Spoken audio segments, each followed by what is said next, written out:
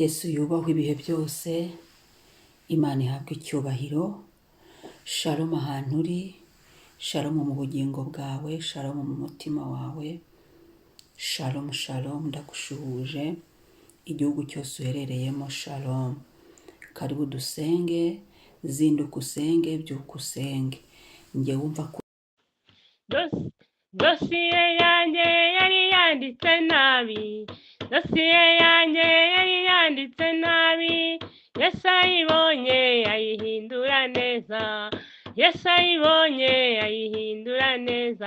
Oh, dosiye yanjye yari iriho karande, Yesu ayibonye ayihindura neza.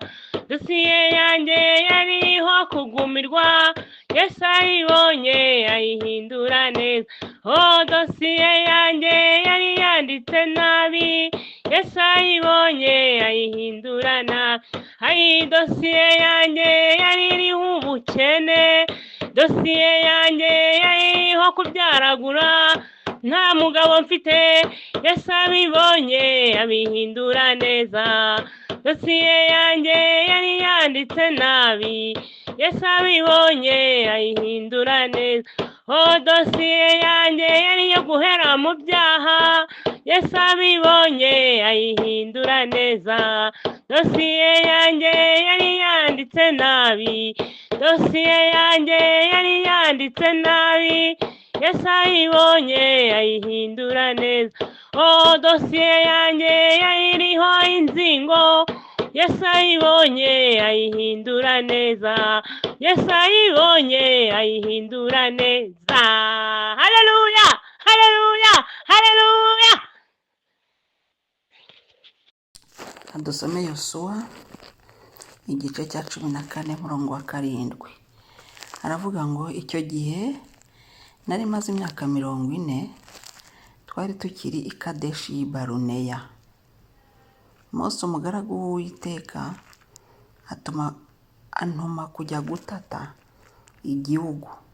Bukeye ngarutse muhamiriza ibyo nari nabonye n'umutima utabeshya. Amen. Imana ishimwe. Uyu ni Kalebu wabwiraga Yoshuwa. Aba bantu ndabakunda, bano bagabo cyane ndabakunda. Kubarwanisha kwizera no guhagarara ku cy'Imana yavuganye nabo. Kwizera, guhagarara ku cy'Imana yavuganye nabo no kugihagararamo. Ushobora kugira ibyo Imana yakubwiye ariko utabihagararamo, n'ukuri ukazizenguruka, ukazarinda usaza utabigiyemo kuko utigeze ushaka kubihagararamo. Ariko iki gitondo reka tuvuge ngo Uwiteka wavuganye natwe, tubihagazemo, turabyizeye, tugiye gutata. Uku kwezi kwa gatatu, ukwezi ko gutata. Nicyo gihe nari maze imyaka 40, Kalebu arimo aribuka. Icyo gihe yamaze imyaka 40, twari tukiri Kadeshi y'i Baruneya.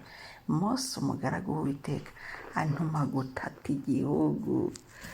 Uyu yari Mose, yari yizeye. Uyu Mose nawe ndamukunda. Yari yizeye ibyo Imana yavuze, ati Kanani nzayibaha. Aravuga ati ariko reka tujye gutata kuri bya bindi Imana yatubwiye, byifashe bite. Hari abantu Imana ivugana nabo bikarangiriraho, wazana mubazaje no gusenga mu byifuzo, tese Imana iyi dosiye yawe bivugaho iki? Ntabyibuka, ari mu gicuku. Wibaza, hari icyo Imana yatuvuzeho, turi Kadeshi y'i Baruneya. Hari icyo Imana yatuvuzeho, turi Kadeshi y'i Baruneya. Hari icyo Imana yatwanditseho, turi Kadeshi y'i Baruneya. Nubwo twari mu butayu aho ngaho i Kadeshi y'i Baruneya, nubwo nta nzira twahabonaga aho ngaho i Kadeshi y'i Baruneya, nubwo twatekerezaga ukuntu tuzagera i Kanani aho ngaho i Kadeshi y'i Baruneya, nubwo tutari turi kubona ukuntu duseserayo, ariko twari twizeye icyo Imana ivuganye natwe. Aho twahumviye Imana, buri wese agira i Kadeshi y'i Baruneya, ngo mu butayu bw'i Kadeshi. Muri ubwo butayu nyine Imana hari ibintu yavuganye natwe muri ubwo bugumba. Hari icyo Imana yari yaravuganye nanjye nkiri ingumba, ikambwira ati komera, ikambwira ati nzaguha urubyaro. Ye baba we, haleluya, haleluya, haleluya. Ndabyibutse we, haleluya, iki gitondo ndafashijwe. Urumva, nk'umugaragu w'Uwiteka antuma kujya gutata. Jya ujya gutata amasezerano yawe, umenye aho ageze, umenye uko usenga, kuko iyo umaze gutata bituma umenya ibikuri bukore, bituma umenya strategy ukuri bugenda ukabyinjiramo. Imana iba yavuze, Imana ni umwuka, n'abayisanga bayisanga mu kuri no mu mwuka, iba yamanuye faveri. Ariko twe turi mu isi y'ibifatika. Urahaguruka ukajya gufata amasezerano yawe mu isi y'ibifatika. Nta bizagusanga aho uryamye. Haguruka, zinduka, jya gukomanga, ngo mukomanga muzakingurirwa. Haguruka ujya aho Imana yakubwiye.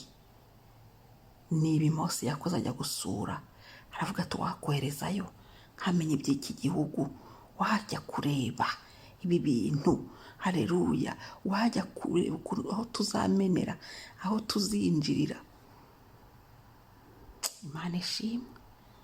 Ngo Mose umugaragu w'Uwiteka antuma kujya gutata igihugu.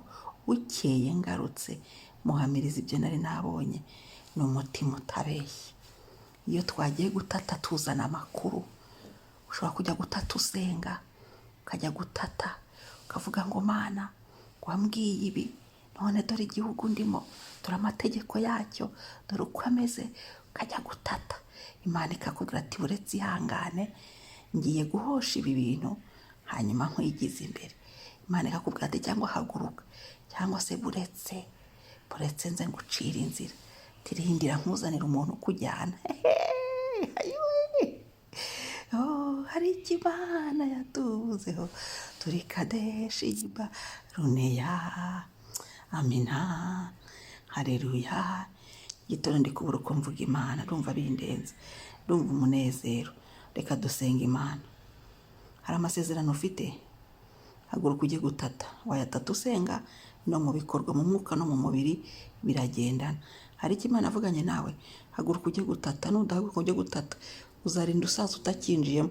Abahanuzi bataravangiwe, ari wowe wayinaniwe. Imana nayo itarabeshye, ahubwo abamarayika bakurindiriye aho mugomba guhurira, iguhuze na Barahabu bazakwinjiza, iguhuze na bande bagomba kugufasha. Imana itugirira ubuntu. Mana ndagushimiye, urakoze kutugira inama no kutwibutsa ko ari igihe cyo kujya gutata amasezerano, kuko ni igihe cyo kwinjizwa mu masezerano, ni igihe cyo kugera mu masezerano no guhabwa ibyasezeranijwe. Uyu yari Kalebu warekaramaga umugabane we, kuko wari warawumwemereye, kuko yahamije iby'ukuri n'umutima watabeshye. Turasenze ngo turinde kubeshya, twuzuze kwizera, duhe ubwenge bwo kumenya uko twinjira mu masezerano no kumenya uko dutata ibihugu byacu by'amasezerano. Buri wese icyo wamusezeranije iki gitondo ugisohoze, uduhe ubwenge bwo kumenya guhagarara mu masezerano. Turinde kurangara n'akarindagiza, tumenye ngo ni igihe cyo kugushaka, kuko ni wowe utugeza mu masezerano yacu. Umwuka wera ubidusohozeho. Urakoze Kristo, uri mwiza, uri umwami, komeza uganze none n'ibihe bidashira. Uyu munsi tuwufatanije n'ubu buntu bwo gusohorezwa amasezerano. Uyu munsi tuwufatanije n'ubuntu bwo kujya gutata. Tinyura abantu bashirika ubwo, abantu bashirika ubute, abantu bave mu binyoma, abantu bakizwe neza, imitima itungane, maze utwishimire, uduhe umugisha, utugirire neza, utugirire ubuntu. Wakoze Mwami, mu mwuka ukomeze uganze, uha umugisha uyu munsi, imirimo yacu y'amaboko yacu yahabwa umugisha, utugirire neza, utunganye inzira zacu kugira ngo tujye gutata twemye, dutinyure mu izina rya Yesu. Amen. Shalom. Shalom.